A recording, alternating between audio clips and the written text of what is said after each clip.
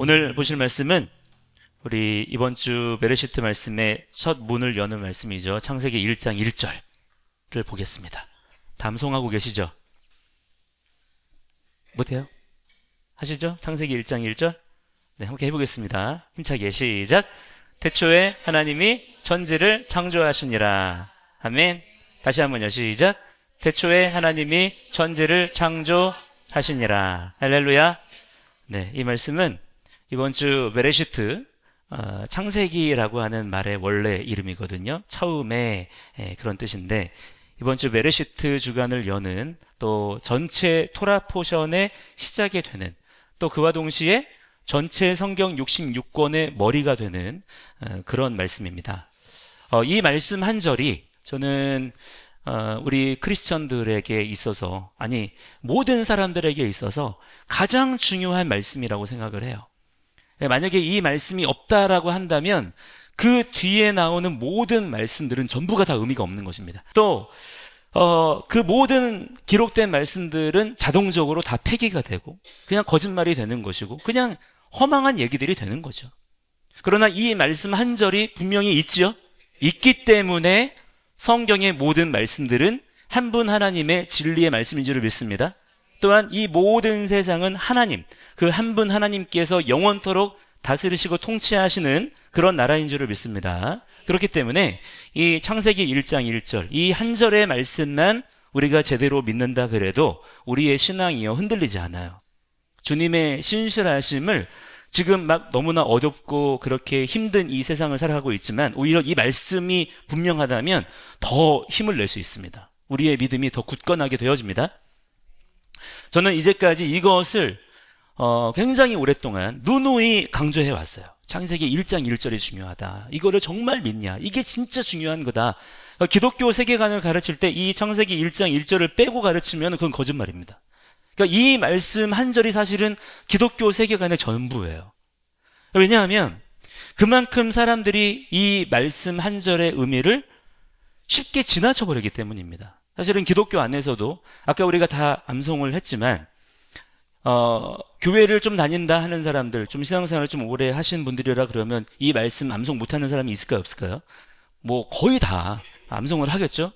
그 말은 뭐냐면 그만큼 또 다른 말로 하자면 흔한 말씀이다 이거예요. 그래서 그 말씀에 그렇게 깊이 의미를 부여해 보지 않은 거죠. 아마 모르긴 몰라도 어쩌면 여러분들 중에도 이 말씀이 우리에게 의미하는 바를 그렇게 막 주의 깊게 생각해 보지는 않았던 분들이 있을지도 모르겠어요. 그래서 어쩌면 여러분들 중에 그동안에 내가 예수를 이렇게 믿었어도 정작 우리가 많이 경험하게 되는 게 뭐냐, 많은 기독교인들이 예수를 믿는다고 하지만 정작 문제는 뭐냐면 내 삶이 바뀌어요, 안 바뀌어요? 잘 바뀌지 않는 거예요. 내 삶이 바뀌지 않는 거죠. 그러니까 믿음과 현실의 괴리감, 나의 신앙 고백의 말은 있는데 정작 내 삶에서는 아무런 열매가 없는 거예요. 그래서 점점 더 믿음과 현실의 괴리감만 커지고 어떤 신앙생활을 할 때에 믿음이 더 분명해지기보다는 그래서 20살이 되고 성인이 되면은 믿음의 자리를 떠나버리잖아요. 그런 혼란과 부담만 가중되는 그런 상황들을 아마 경험하신 분들이 지금 한국교회 안에 되게 많을 겁니다. 그거는 근데 저 자신도 마찬가지였어요. 저도 마찬가지로 그렇게 생각하며 살아왔던 세월이 무려 37년이었습니다. 제가 예수를 믿지만, 예수님을 제가 분명히 믿는다고 고백은 하지만 그렇다고 해서 뭔가 정확하게 내 삶 가운데 달라진 것은 별로 없었기 때문에 그냥 예수 믿어도 생각만 그렇게 하고 있으면 나중에 죽고 나서 구원은 그냥 그렇게 어디 가서 받는 건가 보다. 내가 착하게 살고 바르게 살면 거기에 따라서 어떤 상급이 주어지고 보상이 주어지고 이런 거는 있겠지만 구원이라고 하는 것은 그냥 내가 여기서 예수님 믿는다고 생각하고 내가 예수님 좋아해요, 사랑해요 라고 말하면 일단은 내가 받고 보는 것이다 라고 그렇게 생각을 했던 적이 있었다는 거예요. 근데 여러분, 그렇게 막연하게 덮어놓고 신앙생활 하는 것이 훨씬 더 힘들다는 것을 아십니까? 대충 믿는 것보다 제대로 믿고 제대로 헌신하는 것이 훨씬 더 쉽고 훨씬 더 즐겁습니다. 대부분의 사람들이 바로 여기에 속아 넘어가는 거예요. 그래서 어떻게 합니까? 덜 헌신하고 덜 수고하면 그만큼 내 인생이 덜 피곤할 거라, 더 편할 거라 그렇게 생각하지만 사실은 전혀 그렇지 않다는 것을 금방 경험하게 되는 거예요. 왜냐하면 인생 중에 중요한 것은 뭐냐? 한번 따라해 볼까요? 인생 중에 중요한 것은 방향이지 속력이 아니다. 자, 뭐가 중요하다고요? 방향이 중요하다. 그런데 보통 일반적인 인생은 어떻게 살려고 합니까? 그냥 속력만 내려고 그래요. 지금 일반적인 세상의 이 패러다임은 서로 빠르게 경쟁하는 그런 식으로 우리의 인생이 막 흘러가고 있거든요. 우리 자녀들에게도 그런 것들을 막 부추깁니다. 더 빨리 달려야 돼. 네가 얘보다 더 빨리 가야 돼. 그러면 이길 수 있을 거야. 행복할 수 있을 거야. 근데 중요한 건 뭐냐면 방향이 흐트러져 있으면 빨리 달리면 달릴수록 오히려 잘못된 길로 가기도 그만큼 더 쉽다는 거예요. 만약에 방향이 낭떠러지다 그러면 빨리 달리는 사람이 제일 먼저 낭떠러지로 갑니다. 이게 지금 이 시대의 함정이라고 하는 거죠.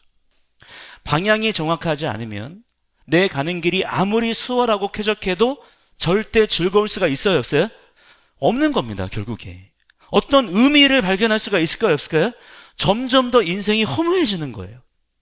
내 인생의 방향을 어디로 정했느냐에 따라서 내 실제 인생에 걸어가는 길이 완전히 달라지고요. 그렇게 길이 달라지면 여러분 부산 가는 길하고 서울 가는 길하고 풍경이 같아요, 달라요? 전혀 다른 풍경을 경험하게 되잖아요. 마찬가지예요.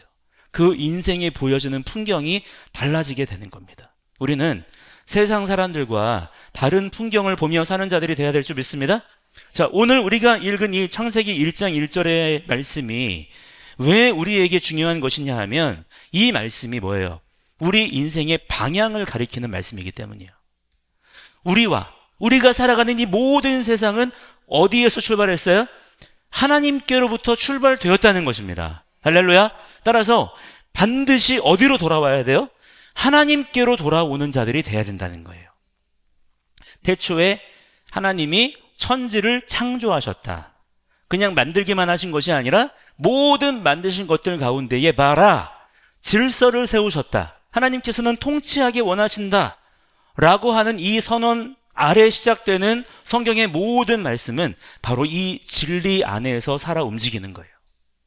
여러분은 나 자신을 포함해서 여기 있는 모두, 또한 모든 생명체와 만물을 한 분 하나님이 창조하셨다는 사실을 정말 믿으십니까?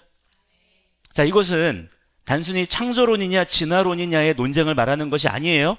만약에 여러분 중에 혹 진화론이 맞다라는 생각을 어렴풋이나마 가지고 있는 분이 혹 있다 그러면 그런 분은 생물학적인 부분에 있어서는 어느 정도 그것을 나름대로는 설명할 수 있을지도 모르겠어요.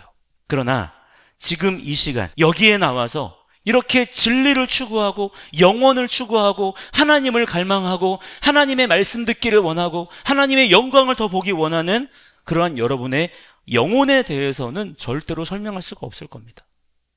사실 진리적인 입장에서 보자면 지금 세상에 지금 이루어지고 있는 여러 진화론과 창조론의 여러 논쟁들이 있잖아요. 이 논쟁들은 진짜 쓸데없는 거예요.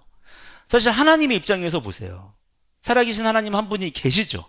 근데 그분이 이렇게 보실 때에 사람들끼리 모여서 진화론이 맞냐 창조론이 맞냐 막 서로 막 논쟁하고 있는 거예요. 그게 그렇게나 중요한 문제일까요? 물론 중요한 문제이지만 하나님의 입장에서는 너무나 헛된 허망한 얘기인 것이죠. 이에 대한 모든 논쟁은 사실 아주 간단하게 정리됩니다. 데카르트가 파편적으로나마 깨달았던 것처럼 지금 이렇게 무언가를 생각하고 있고 추구하고 있는 누가 있어요? 이 나라고 하는 존재가 있잖아요. 이 존재, 우리의 어떤 생물학적인 유기체적인 이 보이는 몸뿐만이 아니라 장차 도래할 하나님의 나라를 소망하고 진리의 말씀을 더 알기 갈망하고 이 나라는 존재, 이것을 어떻게 과연 우리가 진화론적으로 설명할 수가 있겠습니까? 진화론에 따르면 우리 모두는 불확실하지만 연속적인 우연의 사건들 속에서 생겨난 유기체들인데, 그런데 놀랍게도 그렇게 우연히 생겨난 사람들 안에, 그것도 모든 동물들 가운데 오직 사람들만이, 그것도 모든 인류 안에 역사와 문화와 사회를 통틀어서 내재되어 있는 인간의 열망이 뭐냐면 영원을 추구하는 거예요. 그것이 사람들 안에 다 있는 것입니다. 그저 먹고 배부른 것에 만족하는 것이 아니라 다른 동물들은 다 그렇게 사는데 오직 사람만 영원을 갈망하는 거예요. 그리고 더 나은 가치와 더 나은 의미를 추구하는 그러한 영적인 공통점이 사람들에게만, 또한 모든 사람에게 똑같이 발견된다는 것을 볼 때에 우리 모든 사람은 어떤 영적인 한 지점에서부터 출발된 존재들임을 우리가 알 수가 있는 것입니다. 사실 우리가 이에 대해서 더 나은 지식과 학문이 필요한 것이 아니라 뭐가 필요하냐면 정직함이 필요한 거예요. 정직하게 나 자신을 인정하고 내 눈앞에 보이는 상황들, 또한 내가 경험하는 지금의 이 현실들을 생각해 볼 때에 우리 모두는 이 최고의 진리 앞에 그냥 엎드릴 수밖에 없습니다. 이게 뭡니까? 태초에 하나님이 천지를 창조하셨다. 이 진리로부터 출발된 존재이기 때문에 이 진리로부터 우리 인생을 다시 재조명해 볼 때에는 우리가 살아가야 할 인생의 방향이 너무나 명확하게 보이게 되는 것입니다. 여러분, 지금 여러분은 어디를 향해 걸어가고 계시나요? 이게 너무나 우리에게 중요한 질문이다라고 하는 거예요. 지금 내가 살아있다면 왜 살아있는지 생각해 봐야 돼요. 우리는 지금 왜 살아있을까요? 여러분, 우리에게, 나 자신에게 내일이라는 시간이 있습니까? 있는지 없는지 알아요, 몰라요? 아무도 몰라요. 그러나 하나님께서 나에게 그 내일이라는 시간을 허락해 두셨다면 그 내일은 왜 있는 것인지 여러분 생각해 보셔야 된다고 하는 거예요. 그냥 콧구멍으로 숨 쉬어지니까 그냥 사는 게 아닌 거고, 내 심장이 오늘도 일어나 보니까 심장이 뛰고 있네, 그래서 사는 게 아니란 말이죠. 우리가 지금 사는 이유, 그것은 곧 뭐냐면 속력이 아니라 방향을 의미하는 것인데, 그 방향을 정확히 알아야 하루를 살아도 의미 있는, 제대로 된, 다시 말하면 행복한 삶을 살 수가 있는 것입니다. 자, 아무리 오래 살면 뭐 하나요? 푸틴하고 시진핑하고 서로 쏙싹쏙 하면서 우리가 앞으로 장기를 바꿔가면서 영원토록 살자 그랬다고 하지만, 그렇게 해서 영원토록 살면 뭐 할 거예요? 아무리 돈이 많으면 뭐 하겠습니까? 인생의 의미를 발견하지 못하니까 그 대단해 보이는 사람들조차도 어떻습니까? 다 스스로 목매고 약 먹고 죽어버리잖아요. 중요한 것은 내 손 안에 무엇이 주어져 있느냐가 아니라 내가 지금 무엇을 바라보며 사느냐가 더 중요한 거예요. 그래서 태초에 하나님이 천지를 창조하셨다라고 하는 이 세상을 보는 눈이 빨리 뜨여야 된다는 것입니다. 내가 제대로 된 것을 바라보고 있을 때 내 손 안에 있는 것도 제대로 인식하고 사용할 수가 있게 되는 거예요. 또한 잘못된 것이라면 버릴 수도 있게 되는 것이죠. 근데 그 눈이 뜨이지 않으면 잘못된 것인지도 모르고 쥐고 살거나 내가 정작 중요하게 가져야 될 것이 무엇인지도 모른 채로 놓치고 사는 경우들이 많게 되는 것입니다. 자, 그래서 오늘 여러분들에게 본질적으로 드리고 싶은 질문은 바로 이것입니다. 여러분은 무엇을 추구하며 사시나 하는 거예요. 한번 스스로에게 질문해 보세요. 나는 무엇을 추구하며, 무엇을 바라보며, 또한 무엇을 소망하며 살고 있는가? 모든 사람은 무언가를 믿으며 삽니다. 믿음이 없는 사람은 아무도 없어요.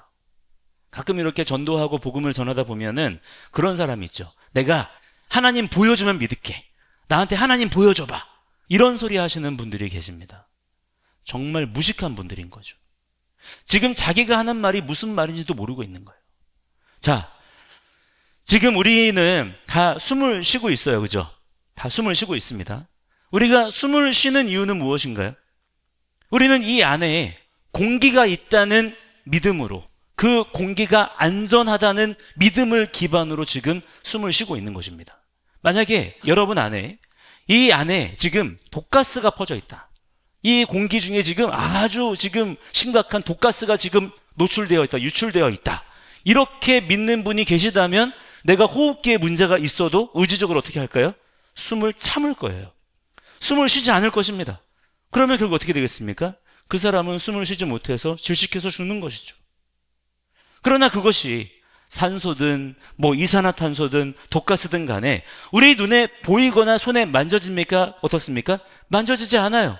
우리 중에 막 공기 측정기를 들고 다니면서 그렇게 숨 쉬는 사람은 없잖아요. 그러나 이곳에 어떻습니까? 깨끗한 공기가 있다고 믿고 그렇게 신뢰하기 때문에 거기에 대한 아무런 의심도 없기 때문에 특별히 그것을 의식하거나 고민하지 않은 채 자신 있게 오늘도 우리는 힘차게 숨을 쉬며 사는 거예요. 마찬가지로 우리 모두는 특별히 그것을 생각해 보지 않아서 그렇지 누구나 다 어떤 종류의 믿음을 기반으로 사는 겁니다. 그러면 이 믿음이라고 하는 것이 무엇이냐? 그것은 뭐냐?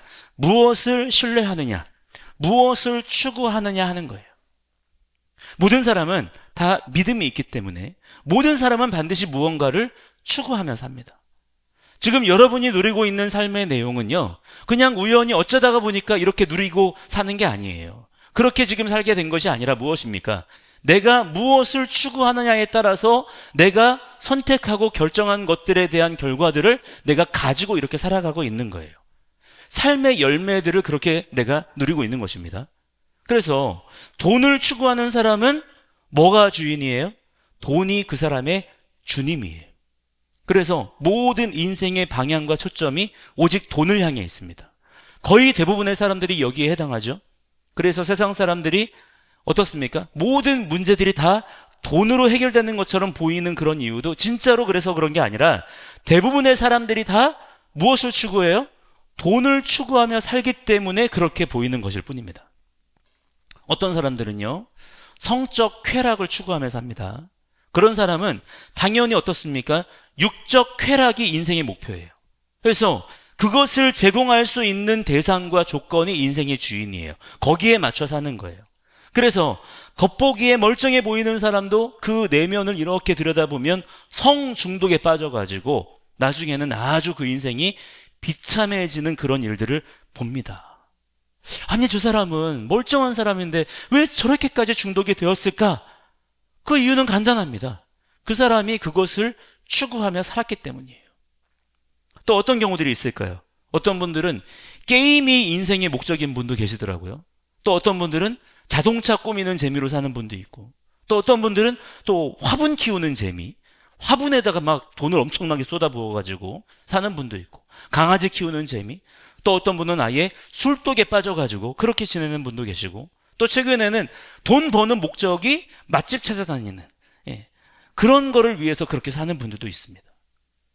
물론 우리가 취미 삼아서 그런 것들을 즐길 수 있어요. 그런 것들을 즐기는 것이 다 잘못된 것이다 이렇게 말씀드리는 게 아니라, 하나님은 우리에게 절제를 요구하시지 금욕을 말씀하시는 게 아니기 때문에 지나치지 않다면 그러한 어떤 다양한 또한 건전한 취미와 오락을 즐기는 것은 우리의 인생 가운데 필요한 일이기도 하고 또 좋은 일일 수도 있습니다. 성 자체가 나쁜 건가요? 그건 아니죠. 성 자체는 기본적으로 생육, 번성, 충만의 통로인 것이고 가장 은밀하고 깊은 사랑의 표현이기 때문에 기본적으로는 좋은 겁니다. 돈 자체도 마찬가지예요. 돈이 나쁜 것인가요? 돈 자체가 나쁜 것이라고 말할 수가 있어요, 없어요? 돈이 없다면 우리는 다 가난하게 살 거예요. 인생이 비참해지는 거죠. 돈을 통해서 얼마나 유익하고 또 복된 일들을 많이 할 수가 있습니까? 이것들 또한 하나님께서 우리에게 허락하신 것들이기 때문에 우리의 삶을 더 풍성하게 할 수 있는 그런 어떤 도구, 수단들이 될 수 있는 겁니다. 그러나 제가 그와 같은 것들을 이렇게 문제 삼아 말씀드리는 것은 이러한 뭐예요? 본질이 아니라 파편적인 것들이잖아요. 이러한 파편적인 지엽적인 것들이 지금의 이 현대 사회에서는 어떤 현상으로 나타나냐면 중독이라는 것으로 나타나면서 우리 인생의 본질, 우리 인생의 방향 자체를 지금 왜곡하고 있기 때문이에요. 이런 것들이 단순히 우리의 삶의 취미나 어떤 삶의 한 부분이 되는 것이 아니라 내 인생의 중심으로 그렇게 이동해 버릴 때에는 우리 삶이 심각하게 흔들려 버릴 수가 있기 때문인 것입니다. 왜냐? 우리의 인생은 진화론의 법칙에 따라서 파편적으로 생겨난 것들이 아니라 한 분 하나님의 정확한 섭리와 질서 가운데 창조된 자들이기 때문입니다. 창조된 자들이기 때문에 우리 인생의 방향과 중심 또한 어디로 가야 돼요? 우리를 창조하신 한 분 하나님께로 늘 그렇게 향해 있어야 되는 것인데 지금의 이 시대에는 우리의 마음속에 그렇게 마련되어져 있는 하나님의 보좌에 우리의 심령 말씀 창고 안에 하나님 아닌 다른 것들이 마치 주인처럼 들어와 앉아 있는 경우들이 너무나 많이 있다라고 하는 거예요. 예수 그리스도께서 십자가를 지시고 우리의 모든 죄를 다 사하시고 부활의 능력으로 우리의 첫 열매가 되심을 통해서 우리가 구원받았잖아요. 이 구원받은 사건이 정확하게 무엇이냐? 바로 이것을 회복하시기 위함이라는 것을 알아야 됩니다. 하나님께서 우리에게 이루시기 원하시는 것은 창세기 1, 2장의 온전한 완전한 회복과 성취예요. 예수 그리스도께서는 창세기의 폐기가 아니라 창세기의 완성을 위해서 이 땅 가운데 오신 것입니다. 우리와 똑같은 육신의 몸을 입고 이 땅에 오신 하나님의 아들, 우리 주 예수와께서 인류 역사상 그 누구도 드리지 못했던 100%의 순종의 삶을 사람의 몸으로서 하나님 아버지께 들으신 거예요. 그 예수님께서 그러한 온전한 순종, 온전한 사랑으로 하나님께 영광을 올려드리고 그렇게 하나님이 지으신 육체로서 의로운 삶을 살아내신 후에 십자가에서 죽으심으로 말미암아서 단번에 모든 인류가 담당해야 했던 불순종의 죗값을 다 치르신 것입니다. 그래서 그동안 우리를 영원한 사망으로 끌고 갔던 무서운 죄의 저주가 다 끝났어요. 우리가 예수 그리스도를 통해서 자유하게 되었다는 것은 바로 이것을 의미하는 것입니다. 따라서 우리가 예수를 믿는다, 예수와 연합한 자가 되었다라고 하는 것은 무엇이냐면 이제 더 이상 하나님 아닌 다른 것을 주인처럼 따르지 않을 수 있게 되었다. 그러지 않아도 된다라는 것을 말하는 거예요. 그게 우리가 얻게 된, 회복하게 된 자유인 것입니다. 여러분, 더 이상 죄의 종노릇 안 해도 됩니다. 우리는 더 이상 중독되지 않을 수 있게 되었어요. 더 이상 우리는 우리의 인생을 죄로 채우지 않아도 됩니다. 우리에게 순종할 수 있는 자유가 주어졌어요. 그 자유를 누리는 자들이 되시기를 축복합니다. 뿐만 아니라 우리가 주님의 죽으심에 동참했다고 믿을 때 우리는 주님의 부활에도 연합한 자가 되었기 때문에 이제는 우리 또한 예수님이 살아내셨던 그 온전한 순종, 온전한 사랑의 삶을 살 수 있게 되었다는 거예요. 그것을 확증하기 위해서 누가 오셨습니까? 우리 안에 성령 하나님이 강림하셨다는 것이 십자가 복음인 것입니다. 그것을 정말로 믿고 그렇게 우리가 사는 거예요. 예수 믿기 전에는 그동안에 죄의 어둠 권세에 우리의 눈이 가려져서 보지 못했던 진리가 있어요. 즉 뭐냐면 하나님이 우리의 창조주이시고 그러면 자동적으로 우리는 뭐예요? 존재적으로 하나님이 지으신 피조물입니다. 하나님은 우리의 삶을 통해서 하나님의 뜻을 드러내기 원하시고요. 우리의 존재 안에는 하나님의 그 뜻이 반영되어 있어요. 이것을 깨닫게 되는 거예요. 그리고 하나님께서 그냥 우리를 어떤 그 피조된 그냥 존재만으로 두시는 게 아니라 하나님과 우리의 관계를 뭐라고 말씀하십니까? 너는 나의 형상이다. 나의 자녀다. 하나님께서 우리의 아버지가 되신다는 사실을 예수 그리스도 안에서 깨닫게 하시는 것입니다. 그래서 이제는 그러한 성령의 조명하심 가운데에서 그 사실을 밝히 보게 되는 거예요. 우리는 모두가 의지적으로 하나님 그분을 추구하며 살 수 있게 된 것입니다. 이게 십자가 복음의 구원의 역사예요. 그것이 뭐냐면 우리의 거듭난 기독교적 가치관, 성경적 세계관이다라고 하는 겁니다. 따라서 여러분, 예수 믿습니까? 단순하게 대답하면 안 돼요. 이 질문에 대해서 정말 두렵고 떨림으로 생각하고 한번 대답해 보시기 바랍니다. 정말 예수님을 믿습니까? 자, 그 증거를 이제 제시를 해야 될 텐데 내가 예수 믿는다라는 증거를 제시를 해야 돼요. 그 증거는 내 종교가 기독교입니다 이걸로 되는 게 아니에요. 내가 교회 다닙니다 이것도 증거가 될 수 없습니다. 내가 예수를 믿는다는 증거는 그렇게 발견되는 게 아니에요. 어디에서 나타나야 될까요? 열매를 보아 알지니 말씀하셨어요. 내가 무엇을 추구하며 사느냐, 내가 어떤 열매를 맺느냐를 보면 정확합니다.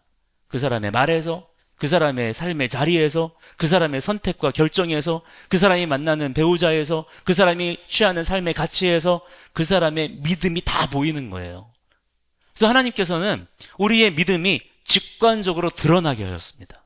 저 사람 안에 정말 구원이 있느냐 없느냐, 저 사람이 정말 언약의 사람이냐, 믿음을 가지고 있느냐 모를까요? 그게 그냥 그 사람의 내면에 있는 것이기 때문에 감출 수 있는 것일까요? 하나님은 그렇게 우리를 지으시지 않았어요. 하나님은 우리의 존재를 통해서 그 사람의 믿음이 다 드러나게 지으셨습니다.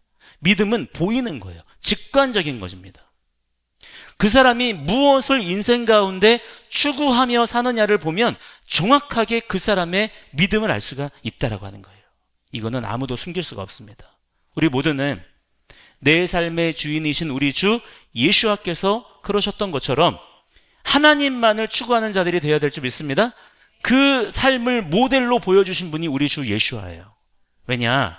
하나님이 우리의 창조주시라는 진리에 대해서 이제는 눈을 떴기 때문이에요. 그러나 내가 열심히 교회 다녀요. 누가 물어봐도 자신 있게 야 나는 기독교인이야, 나 교회 다녀 소개할 수 있어도 말할 수 있어도 지금 내 실제 평일의 삶 속에서 내 삶 속에 추구하는 것이 하나님 그분이 아니에요. 그냥 나예요.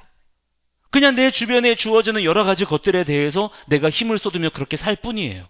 여러분, 그렇다면 그 믿음 정말 다시 생각해 봐야 되는 것입니다. 믿음은 따라합니다. 믿음은 구체적이어야 한다. 믿음은 실제적이어야 한다. 그러니까 내가 믿는다고 고백하는, 추구한다고 믿는 그 열매가 실제 내 삶 속에 열려야 됩니다. 그것을 우리는 계속 확인해야 돼요. 만약에 열리지 않았다, 맺히지 않았다, 우리가 여기에 대해서 문제 제기를 하고 의구심을 품고 점검하고 확인하고 해야 되는 것입니다. 그것이 저마다 다 분량은 다를 수 있어요. 각자의 부르심과 상황과 환경에 따라서 그 사람이 맺는 열매가 30배일 수도 있고 60배일 수도 있고 100배일 수도 있고 제각각 다 다를 수는 있지만, 그러나 분명한 건 반드시 열매가 있어야 돼요, 없어야 돼요? 있어야 된다. 발견되어지는 열매가 있어야 된다는 것입니다.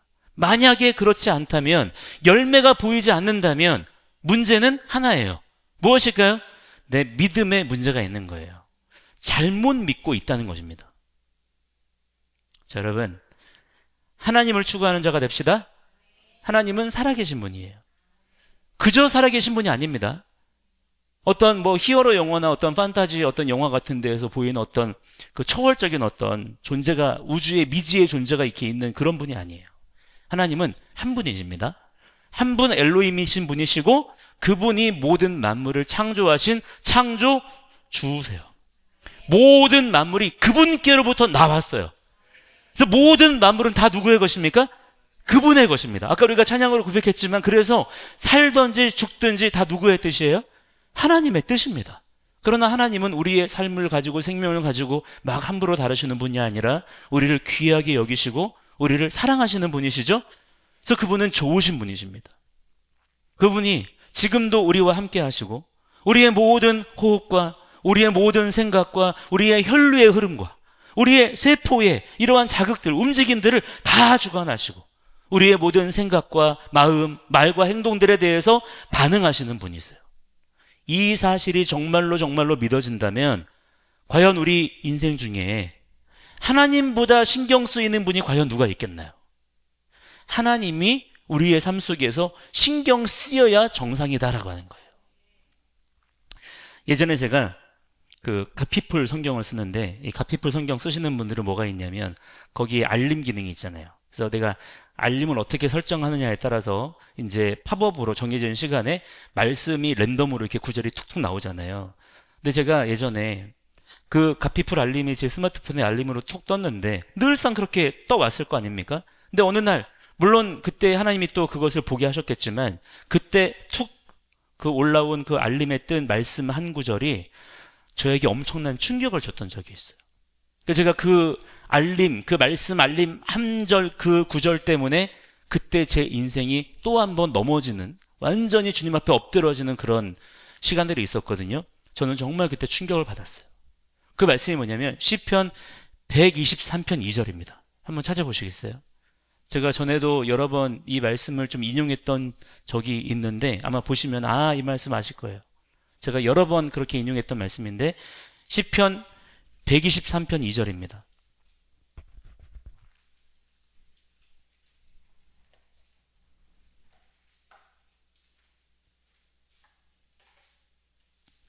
찾으셨으면 아멘. 네, 함께 읽어볼까요? 시작.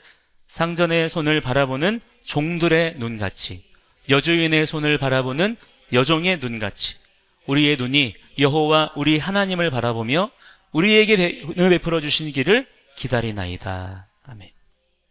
상전의 손을 바라보는 종의 눈같이, 여주인의 손을 바라보는 여종의 눈같이, 그 심정으로 나는 하나님을 그렇게 늘 바라보고 있다라고 이 시편 기자가 그렇게 고백하고 있더라고요. 그러니까 제가 이 말씀에 충격을 받았던 이유는 그 말씀을 받았던 그 순간, 그때 제 심령의 고백은 솔직히 이렇지 않았기 때문입니다. 저는 자신이 없더라고요. 나도 한 분 예수님을 믿어요. 나도 내 안에 성령님이 계시다는 것을 나도 믿어요. 알아요. 그런데 어쩌면 이렇게 마음이 다르냐 말이에요. 나하고 인생의 관심사, 인생의 방향, 초점, 시선이 너무 다른 거예요. 아예 차원이 다른 거예요. 저는 솔직히 그 정도로 제가 주님을 주목하고 있냐 물어보면 자신 없더라고요. 주님께 그렇게, 여러분 이렇게 우리가 살고 있나요? 주인의 손을 바라보는 종의 눈같이, 여주인의 손을 바라보는 여종의 눈같이. 솔직히 여러분 현실감이 있습니까? 우리의 삶 가운데? 저는 그러지 않았어요. 그런데 이 시편 기자, 이 사람은 아닌 거예요. 분명히 그도 나와 똑같은 성정을 가진 그냥 한 사람일 텐데 이렇게나 주님을 바라볼 수 있다는 것이 너무나 충격이고 그때 저에게 부끄러움을 주었기 때문입니다. 여러분, 우리 모두가 다 이 시편 기자와 같은 심정으로 주님을 그렇게 바라보는 인생이어야 될 줄 믿습니다. 이 사람이 유별난 것이 아니라 이게 정상이에요. 비정상이라면 누가 비정상인 것입니까? 우리가 비정상인 것입니다. 이 성경은 우리에게 레퍼런스를 주시는 거예요. 야, 이게 정상이야. 너희들이 정말 성령의 사람이라면, 너희들이 정말 구원받은 하나님의 백성이라면 하나님의 말씀 따라 이렇게 살아야 돼. 이렇게 살도록 쳐서 복종시켜라. 이 말씀을 우리에게 주고 계시는 거예요. 여러분 간구하시기 바랍니다. 성령님이 도와주세요. 이걸 도와주시는 거예요. 성령님께서. 주님을 바라본다는 것은 그냥 이렇게 슬쩍 쳐다보고 어려울 때 한번 보고 이런 것이 아니라, 우리가 주님을 바라본다는 것은 무엇입니까? 우리의 모든 삶의 초점을 하나님께 맞춘다는 것을 의미합니다. 즉 뭐냐면 하나님을 추구하는 거예요. 내 인생의 방향을 그렇게 딱 맞추는 거죠.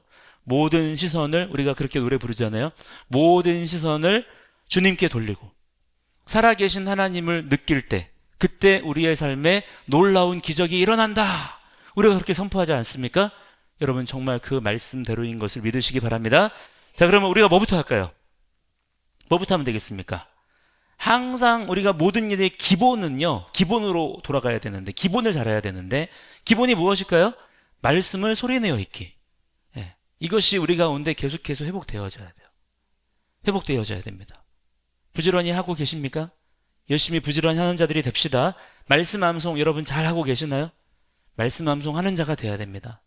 하여튼 이 시대 가운데 정말 주님 앞에 유별난 사람들이 돼야 될 텐데, 정말 이 시대에 정말 유별난 사람들이 되기를 원하신다면 다른 여러 가지 것들도 있지만 말씀 암송하는 사람이 되십시오. 진짜 상위 0.1%가 될 것입니다.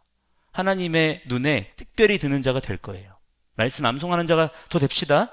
또한 기도의 자리를 지키고 예배의 자리를 사수하고 우리에게 주어진 현실을 외면하지 않고 의의 자리에서 도망치지 말고 매 순간을 이 시편 기자처럼 종의 눈으로 주인을 바라보듯 그렇게 사는 삶, 그 삶을 사는 저와 여러분의 모든 성령의 매인 삶이 되기를 축복합니다. 그렇게 살려고 우리가 몸부림을 쳐야 돼요.